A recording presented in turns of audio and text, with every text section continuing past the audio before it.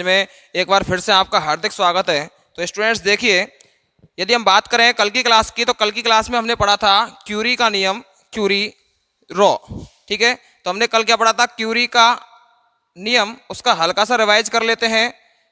Curie ने क्या कहा था कि किसी भी अनुचुंबकीय पदार्थ के लिए चुंबकीय प्रवृत्ति काई एम उसके परमताप के व्युत्क्रमानुपाती होती है। ठीक है, इसके बाद मैंने आपको बताया कि जब भी कोई समानुपाती का साइन हटाते हैं तो वहां पर कोई कांस्टेंट रखते हैं। हमने रखा था सी। सी क्या है यहाँ पर? क्यूरीज कांस्टेंट, क्यूरी का नियतांक। जब हमने क्यूरी नियतांक का मान रखा तो हमारे पास फाइनल इक्वेशन आई थी म्यू इफेक्टिव चुंबकीय आघूर्ण जिसे अपन बोलते हैं बराबर 2.84 under the root of chi m into t. ये क्या आई थी? हमारे पास इक्वेशन आई थी। तो हमारे पास इक्वेशन क्या आई है? म्यू इफेक्टिव बराबर 2.84 under the root of chi m into t. यहां पर काई एम क्या था? काई एम है मैग्नेटिक ससेप्टिबिलिटी।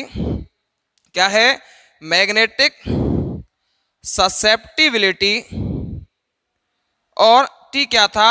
Absolute temperature. क्या था? Absolute temperature. ठीक है, यदि हमसे क्वेश्चन पूछा जाए कि चुंबकीय आघूर्ण और मैग्नेटिक ससेप्टिबिलिटी के मध्य में संबंध स्पष्ट कीजिए या संबंध ड्राइव कीजिए, तो आपको क्यूरी का नियम ही कर देना है। ठीक है, हमारे पास जो समीकरण है काई एम समानुपाती 1/टी, यदि इसके लिए ग्राफ की बात की जाए, काई एम और टी के लिए ग्राफ खींचा जाए, तो according to this equation graph किस प्रकार का प्राप्त होगा? इस प्रकार का ग्राफ प्राप्त होगा। लेकिन हमने देखा था चुंबकीय पदार्थों में क्या होता है, कुछ डेविएशन पाया जाता है। एक टेम्परेचर ऐसा होता है जहां पर क्या होता है, चुंबकीय प्रवृत्ति का मान अचानक बढ़ जाता है। यह टेम्परेचर कहलाता है क्यूरी टेम्परेचर, क्यूरी ताप। ठीक है, यदि मैं ग्राफ खींचूं इसको रिवर्स करके 1/काई एम और टी के बीच में, तो ये जो रिवर्स होगा किस प्रकार से होगा? इस प्रकार से। यदि ग्राफ खींचा जाए 1/काई एम और टी के बीच में ग्राफ खींचा जाए, तो हमारे पास क्या प्राप्त होती है? सरल रेखा। लेकिन जब एक्सपेरिमेंटली देखा जाता है तो पैरामैग्नेटिक सब्सटेंस के लिए तो ये ग्राफ सही रहता है, लेकिन फॉर द फेरोमैग्नेटिक और एंटी फेरोमैग्नेटिक सब्सटेंस यह ग्राफ क्या नहीं होता? सही सिद्ध नहीं हो पाता। वहां पर क्या होता है, जो ग्राफ प्राप्त होता है उन ग्राफ में जो सरल रेखा है वो ओरिजिन पर ना मिलकर या तो वह ओरिजिन के पीछे मिलती है और या वह ओरिजिन से पहले ही मिल जाती है। ठीक है, कल मैंने आपको बता दिया था कि यदि इसके लिए बात की जाए तो 1/काई एम की वैल्यू कम है। ग्राफ किसके बीच में है? 1/काई एम और टी। 1/काई एम की वैल्यू इस वाले जो ग्राफ के लिए कम है, अतः हम कह सकते हैं काई एम की वैल्यू क्या है? ज्यादा। भाई 1/काई एम कम है। ठीक है, अब इसमें जितना ज्यादा मान रखेंगे उतना ही क्या होगा? ये कम। तो 1/काई एम की वैल्यू यदि कम है तो काई एम की वैल्यू क्या होगी? ज्यादा होगी। इस प्रकार से यहां पर 1/काई एम की वैल्यू ज्यादा है तो काई एम की वैल्यू क्या होगी? कम। मैंने आपको बताया कि चुंबकीय प्रवृत्ति यदि ज्यादा है तो चुंबकीय आघूर्ण भी क्या होगा? ज्यादा होगा। और यदि चुंबकीय प्रवृत्ति कम है तो चुंबकीय आघूर्ण भी क्या होगा? कम होगा। ठीक है, हमने देखा था कि ऐसा टेम्परेचर जिस पर चुंबकीय आघूर्ण अचानक से बढ़ जाता है वह टेम्परेचर कहलाता है क्यूरी टेम्परेचर। इसलिए इसको क्या लिखेंगे हम? टीसी। और ऐसा टेम्परेचर जहां पर चुंबकीय आघूर्ण का मान कम हो जाता है उस टेम्परेचर को कहा था हमने कौन सा? नील टेम्परेचर। इसलिए क्या कहा इसको हमने? टीएन। क्या कहा? नील टेम्परेचर कहा। क्यूरी टेम्परेचर हमें प्राप्त हुआ था फेरोमैग्नेटिक सब्सटेंस के लिए। किसके लिए? फेरोमैग्नेटिक सब्सटेंस के लिए प्राप्त हुआ था। और बात करें किसके लिए? नील टेम्परेचर की, तो वो प्राप्त हुआ था हमें एंटी फेरोमैग्नेटिक सब्सटेंस के लिए प्राप्त हुआ था। अतः हम कह सकते हैं कि नीचे वाला ग्राफ फेरोमैग्नेटिक के लिए है और ऊपर वाला जो ग्राफ है वो किसके लिए है? एंटी फेरोमैग्नेटिक सब्सटेंस के लिए है। अब हमें इस ग्राफ से देखने पर क्या पता लगा कि जो क्यूरी का नियम है उस क्यूरी के नियम से कुछ डेविएशन में देखने को मिलता है। वो डेविएशन क्या है? जो बिंदु, जो सरल रेखा ओरिजिन पर मिलनी चाहिए थी, मूल बिंदु पर मिलनी चाहिए थी, वह मूल बिंदु पर ना मिलकर या तो मूल बिंदु से थोड़ा पहले मिल जाती है या मूल बिंदु से थोड़ा बाद में मिल जाती है। उसका कारण क्या है? देखिए, उसका कारण है कि जो क्यूरी लॉ है, यह क्यूरी लॉ केवल और केवल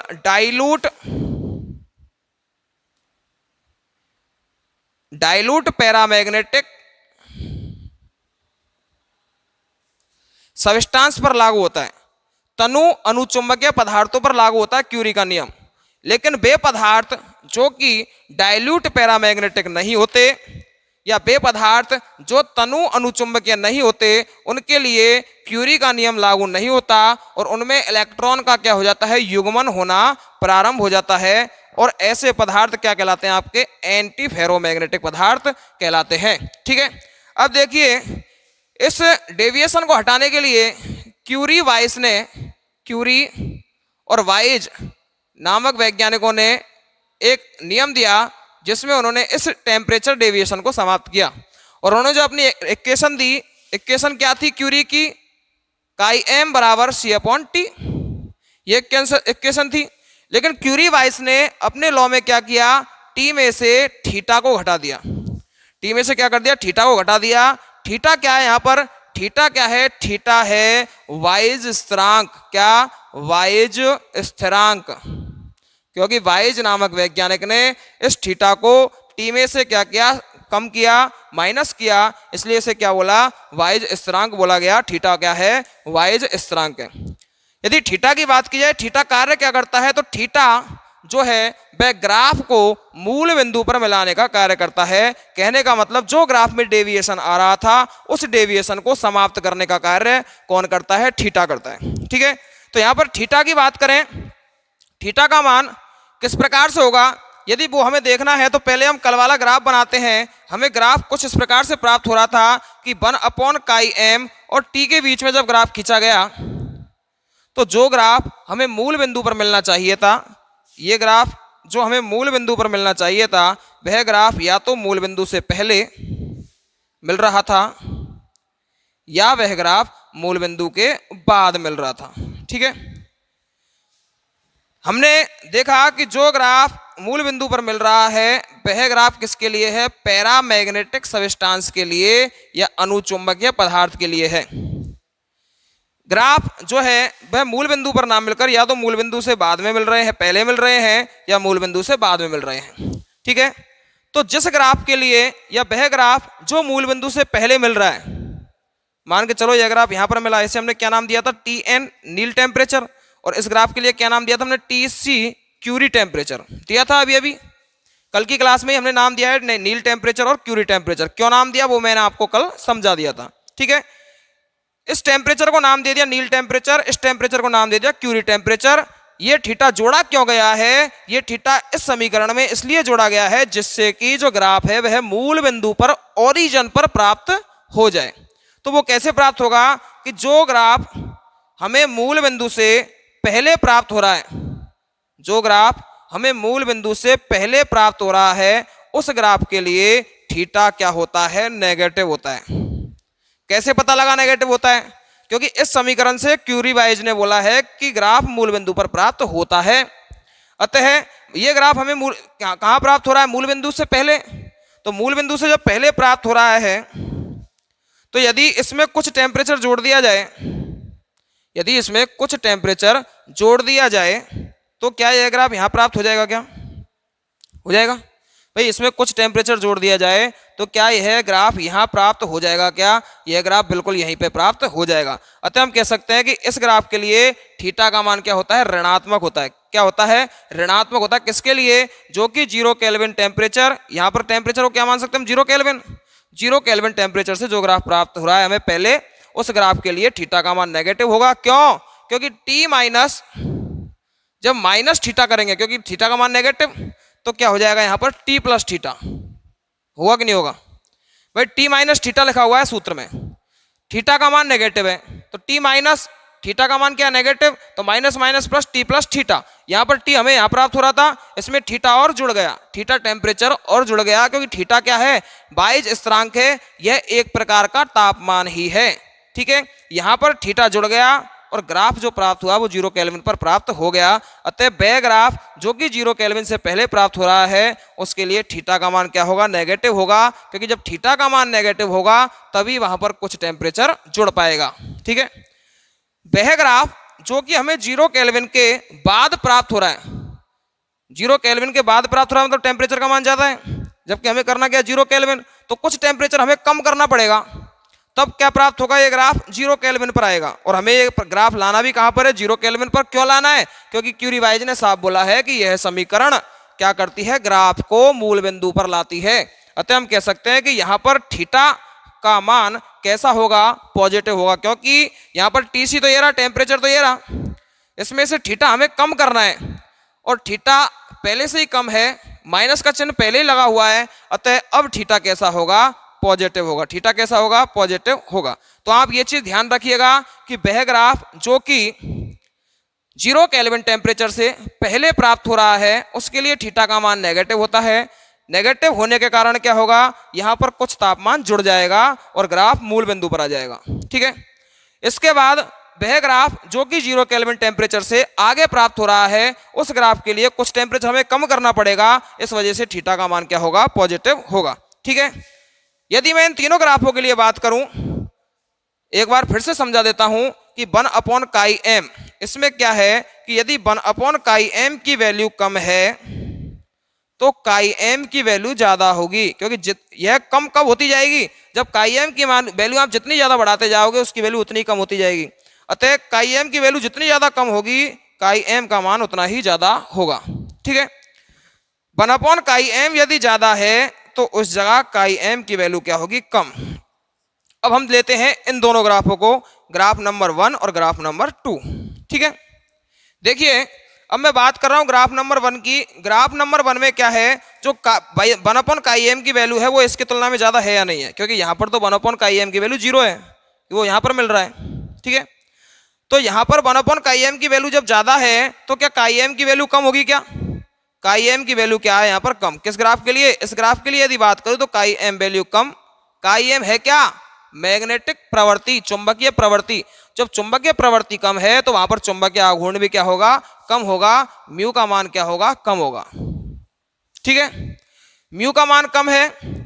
और यदि इस ग्राफ के लिए बात की जाए तो 1/m की वैल्यू 0 है तो m की वैल्यू कितनी आएगी, इनफाइनाइट आएगी, नहीं आएगी भाई। 1/m की वैल्यू क्या है, 0 है, तो इसकी वैल्यू इनफाइनाइट आएगी, नहीं आएगी m की वैल्यू।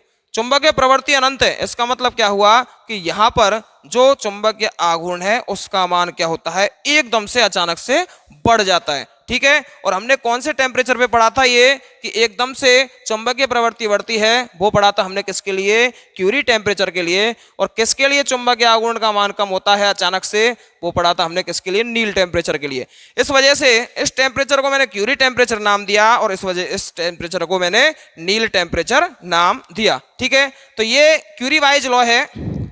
इस क्यूरी वाइज लॉ का महत्व केवल इतना है कि जो ग्राफ हमें ओरिजिन पर प्राप्त नहीं हो रहे थे, मूल बिंदु पर प्राप्त नहीं हो रहे थे, इसमें माइनस थीटा करने से वो ग्राफ हमें मूल बिंदु पर प्राप्त हो गए। ठीक है, तो यह एक तरह से क्यूरी जो नियम है उसको सुधारने के लिए, उस ग्राफ को ओरिजिन पर लाने के लिए कौन सा नियम दिया गया, क्यूरी वाइज लॉ दिया गया, क्यूरी और वाइज का नियम दिया गया। ठीक है, अब जो नेक्स्ट टॉपिक है वो है आपका चक्रण मात्र चुंबकीय आघूर्ण। टॉपिक का नाम क्या है, चक्रण मात्र चुंबकीय आघूर्ण। Spin only magnetic movement, spin only magnetic movement. याद कीजिए, मैंने आपको लेक्चर फर्स्ट में ही बताया था कि जो परमाणु में इलेक्ट्रॉन पाया जाता है वो दो प्रकार की गति करता है। कौन कौन सी गति करता है, एक तो करता है वह चक्रण गति और एक करता है कक्षीय गति। दो प्रकार की गति करता है, एक तो ऑर्बिटल मोशन और एक स्पिल मोशन। जब वह चक्रण गति करता है तो उसके द्वारा उत्पन्न किए जाने वाला चुंबकीय आघूर्ण चक्रण चुंबकीय आघूर्ण कहलाता है।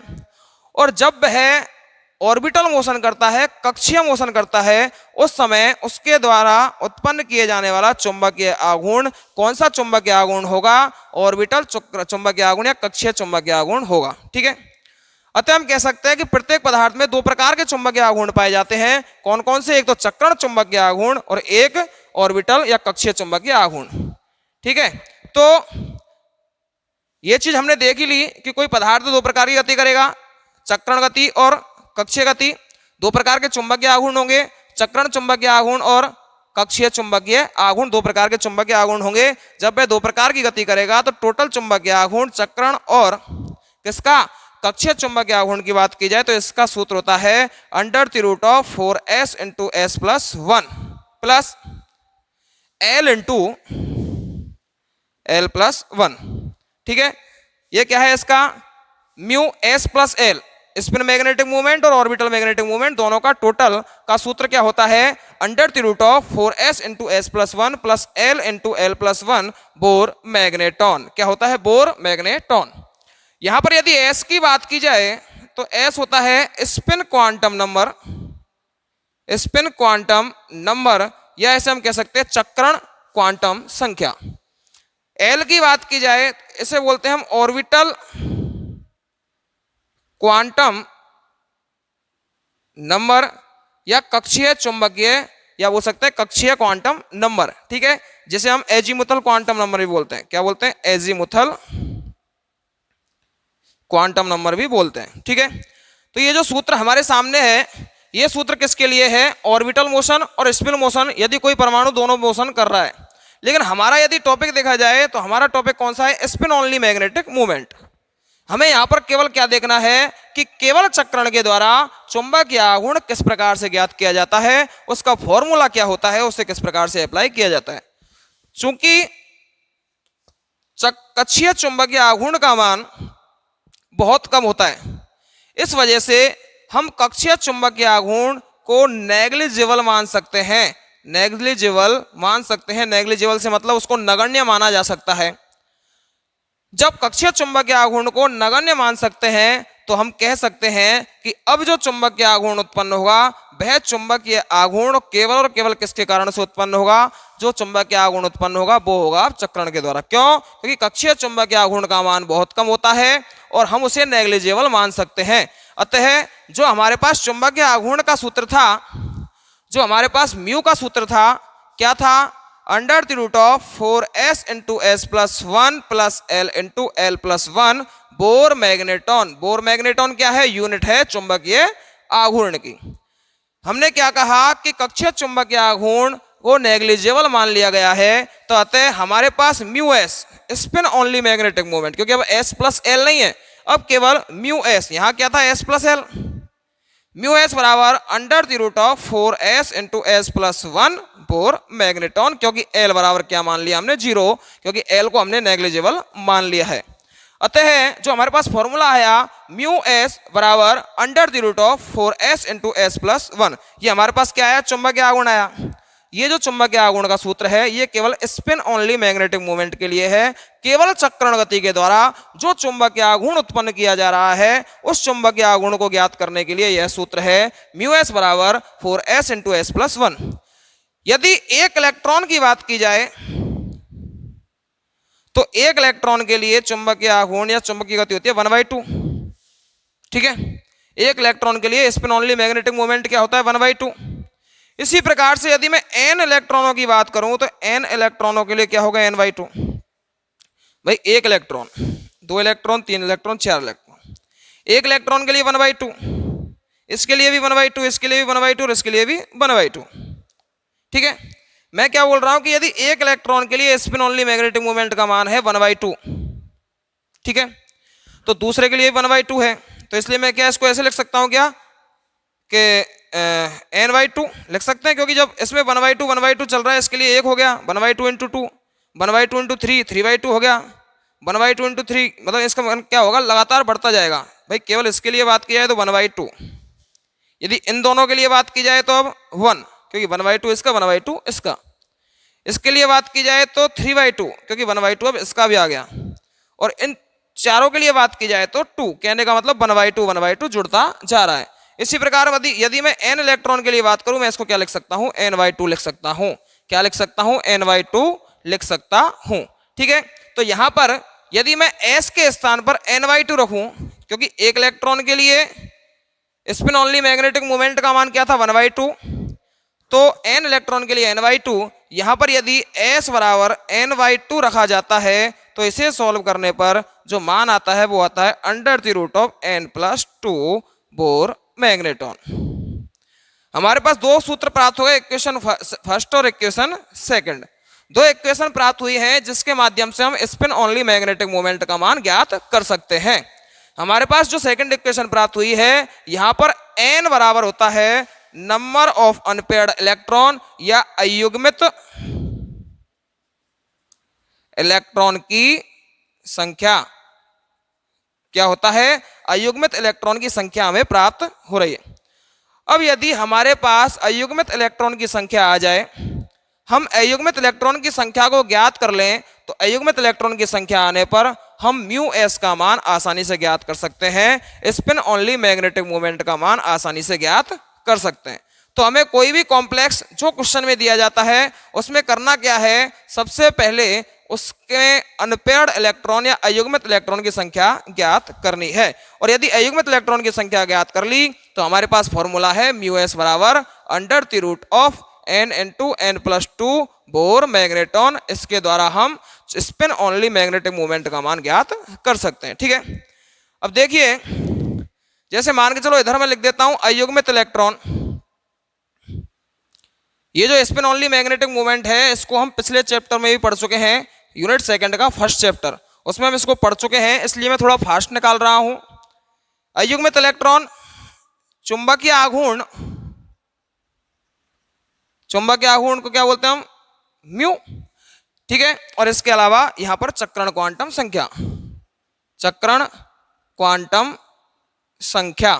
देखिए, यदि अनपेयर्ड इलेक्ट्रॉन एक है तो चक्रण क्वांटम संख्या का मान 1/2 है या नहीं है? भाई एक इलेक्ट्रॉन के लिए 1/2। और इसके लिए जब चुंबकीय आघूर्ण का मान निकाला जाता है तो वो आता है 1/1.73 बोर मैग्नेटॉन। मैंने आपको उस टाइम बोला भी था कि D1 से लेकर D5 तक के बोर आप क्या करिए, जो चुंबकीय आघूर्ण का मान है वो ज्ञात करिए। इसमें यदि अपन क्या करें, सूत्र में म्यू एस बराबर under the root of n के स्थान पर रख दें 1। n के स्थान पर क्या रख दिया हमने? 1। n क्या है? अयुग्मित इलेक्ट्रॉनों की संख्या। यहां पर मैंने n के स्थान पर 1 रख दिया तो 1 प्लस 2, ये क्या आ गया? Under the root of 3। और म्यू एस बराबर इसका मान आता है 1.73 बोर मैग्नेटॉन। इसका मान क्या आता है? 1.73 बोर मैग्नेटॉन आता है। यदि अनपेयर्ड इलेक्ट्रॉन की संख्या 2 है, जब अनपेयर्ड इलेक्ट्रॉन की संख्या 2 है, एक अनपेयर्ड इलेक्ट्रॉन ये, दूसरा ये, तो 1/2 इसका, 1/2 इसका, टोटल या सकल, टोटल को लिखते हैं हिंदी में सकल, जो चक्रण क्वांटम संख्या वो कितनी हो जाएगी? 1। 2 इलेक्ट्रॉनों के लिए 1। चुंबकीय आघूर्ण की यदि बात की जाए तो चुंबकीय आघूर्ण का मान होता है 2.83 बोर मैग्नेटॉन। क्या आता है? 2.83 बोर मैग्नेटॉन। वो कैसे प्राप्त हुआ? तो म्यू एस, अब की बार अनपेयर्ड इलेक्ट्रॉन की संख्या n बराबर 2, तो 2 into 2 plus 2 under the root of 8 mu S बराबर हम जानते हैं 9 का रूट होता है 3, तो इसका मान क्या होगा? 3 से कम प्राप्त होगा, तो इसका मान प्राप्त होता है 2.87, जिसको आप लगभग 2.9 बोल सकते हैं। ठीक है, यदि अनपेयर्ड इलेक्ट्रॉन है 3 तो सकल चक्रण क्वांटम संख्या का मान क्या हो जाएगा? तीनों बार 1/2 प्लस 1/2 प्लस 1/2, इसका मान कितना हो जाएगा? 3/2। ठीक है, तो यहां पर क्या हो गया? 3/2। बात करें हम चुंबकीय आघूर्ण की तो म्यू एस एन बराबर क्या रख दीजिए? 3 प्लस 2 रूट 15, 16 का रूट होता है 4, इसका मतलब 4 से कुछ कम प्राप्त होगा। ये प्राप्त होता है आपका लगभग 3.9। जो चुंबकीय आघूर्ण का मान है वो होता है 3.9 बोर मैग्नेटॉन। यदि अयुग्मित इलेक्ट्रॉन की संख्या 4 है तो वहां पर सकल चक्रण क्वांटम संख्या होती है 2। यहां पर चुंबकीय आघूर्ण का मान कितना होता है? चुंबकीय आघूर्ण का मान कितना होगा यहां पर? 4.9। यदि अयुग्मित इलेक्ट्रॉन की संख्या 5 तो सकल चक्रण क्वांटम संख्या 5/2। ठीक है, और उसके बाद यदि चुंबकीय आघूर्ण की बात की जाए तो इसका मान आता है 5.9। इस प्रकार से हम चुंबकीय आघूर्ण ज्ञात कर सकते हैं। ठीक है, कहने का मतलब यह है कि जब भी आपसे केवल स्पिन ओनली मैग्नेटिक मूवमेंट पूछा जाए तो आपको फॉर्मूला लगा देना है म्यू एस बराबर under the root of n into n plus 2 Bohr magneton. Bohr magneton चुंबकीय आघूर्ण का सूत्र होता है। अब हमारे पास एक क्वेश्चन है कि ये कॉम्प्लेक्स है COF6 3-। इस कॉम्प्लेक्स के लिए चुंबकीय आघूर्ण का मान ज्ञात कीजिए। क्या करना है हमें? ये जो कॉम्प्लेक्स दिया गया है COF6 3-, इसके लिए चुंबकीय आघूर्ण का मान ज्ञात करना है। मैं आपको पिछली चैप्टर में ये टॉपिक पढ़ा चुका हूं, इस वजह से मैं जल्दी निकाल रहा हूं। और म्यू का मान निकालने के लिए हमारे पास फॉर्मूला क्या है, म्यू एस बराबर under the root of N into N plus 2। N क्या है यहाँ पर, अनपेयर्ड इलेक्ट्रॉन की संख्या। अब देखिए सबसे पहले हमें यह पता लगना चाहिए कि जो मेटल दी गई है यह मेटल कौन सी ऑक्सीडेशन स्टेट में है। ठीक है, तो यहां से जब मैं ऑक्सीडेशन स्टेट ज्ञात करूंगा तो इसको एक्स मान लिया, -6 बराबर माइनस का 3, एक्स बराबर क्या होगा, -6 इधर जाएगा तो प्लस का 6 हो जाएगा, x बराबर प्लस का 3। कहने का मतलब जो CO है वो +3 की फॉर्म में पाया जा रहा है। यदि CO की बात की जाए परमाणु क्रमांक होता है 27, जिसके विन्यास की बात करें तो D7 4s2, भाई 3D7 4s2 होता है। CO +3 है, 3 इलेक्ट्रॉन निकालने हैं तो 2 इलेक्ट्रॉन तो S से निकल जाएगा, 1 इलेक्ट्रॉन किससे निकलेगा, D7 विन्यास से, और 1 इलेक्ट्रॉन निकलने के बाद विन्यास बचेगा D6 विन्यास। इसका मतलब यहां पर D6 विन्यास है। अब हमें क्या देखना है, लिगेंड, कि लिगेंड प्रबल है या दुर्बल है। अब कौन कौन से लिगेंड प्रबल हैं, कौन कौन से लिगेंड दुर्बल हैं, वो हम स्पेक्ट्रोकेमिकल सीरीज में देख चुके हैं। जो F फ्लोरीन है वह दुर्बल लिगेंड है। कौन सा लिगेंड है, दुर्बल लिगेंड है, अतः इलेक्ट्रॉन हाई स्पिन में जाएंगे, हाई स्पिन में जाएंगे। ये हमने 6 इलेक्ट्रॉन भर दिए। यहां से हमें क्या पता लगा कि अयुग्मित इलेक्ट्रॉन की संख्या कितनी है, 1 2 3 4, n बराबर कितना है 4, अयुग्मित इलेक्ट्रॉन की संख्या कितनी है 4 है। और अभी अभी हमने देखा है कि जब अयुग्मित इलेक्ट्रॉन की संख्या 4 होती है तो म्यू एस का मान होता है 4.9 बोर मैग्नेटॉन। अतः इस सवाल का जो आंसर होगा वो कितना होगा, 4.9 बोर मैग्नेटॉन होगा। ठीक है, अब ये तो देखा हमने हाई स्पिन के लिए। अब एक एग्जांपल देख लेते हैं लो स्पिन का।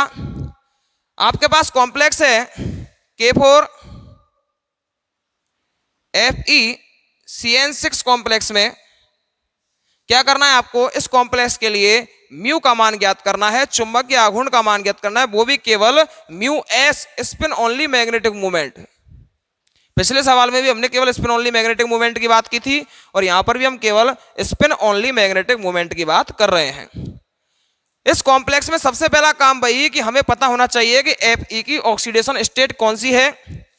यहां पर इसकी बात की जाए तो +4 हो गया भाई, 1 पोटेशियम +1, 4 पोटेशियम +4। और ये जो कॉम्प्लेक्स है ओवरऑल इस कॉम्प्लेक्स पर जो चार्ज आ जाएगा वो आ जाएगा -4। यहां यदि मैं Fe को x मान लूं प्लस 1 Cn के लिए -1 तो 6 Cn के लिए -6 बराबर -4, x बराबर -4 प्लस का 6, क्योंकि -6 इधर जाएगा तो प्लस का 6, x बराबर प्लस का 2। कहने का मतलब Fe+2 की फॉर्म में प्रेजेंट है। और Fe+2 का कौन सा विन्यास होता है, D6 विन्यास। ये हम पिछले चैप्टर में देख चुके हैं, क्योंकि Fe+2 क्या होता है, यहाँ पर D6 विन्यास पाया जाता है, 6 इलेक्ट्रॉन पाए जाते हैं D में, और +2 में S वाले 2 इलेक्ट्रॉन निकल जाते हैं। यहां पर जो विन्यास आया D6 विन्यास आया, चूंकि अब की बार लिगेंड प्रबल लिगेंड है, क्योंकि साइनाइड आयन प्रबल लिगेंड होता है, अतः जो इलेक्ट्रॉन भरे जाएंगे उसमें इलेक्ट्रॉन का युग्मन हो जाएगा, क्योंकि प्रबल लिगेंड इलेक्ट्रॉन का युग्मन कर देते हैं। ठीक है, कारण क्या था, क्योंकि स्प्लिटिंग ज्यादा होती है, निम्न ऊर्जा स्तर और उच्च ऊर्जा स्तर का एनर्जी गैप ज्यादा होने के कारण इलेक्ट्रॉन हाई एनर्जी में नहीं पहुंच पाता, इस वजह से इलेक्ट्रॉन का युग्मन हो जाएगा। और चूंकि हम देख रहे हैं सभी इलेक्ट्रॉनों का युग्मन हो गया, अतः चुंबकीय आघूर्ण 0, क्योंकि n बराबर 0, अयुग्मित इलेक्ट्रॉन बराबर 0। ठीक है, ये था आपका स्पिन ओनली मैग्नेटिक मूवमेंट। अब जो आगे के टॉपिक्स हैं वो हम नेक्स्ट क्लास में देखते हैं। आज की क्लास में हम इतनी ही बात करेंगे। आपके लिए बहुत बहुत धन्यवाद।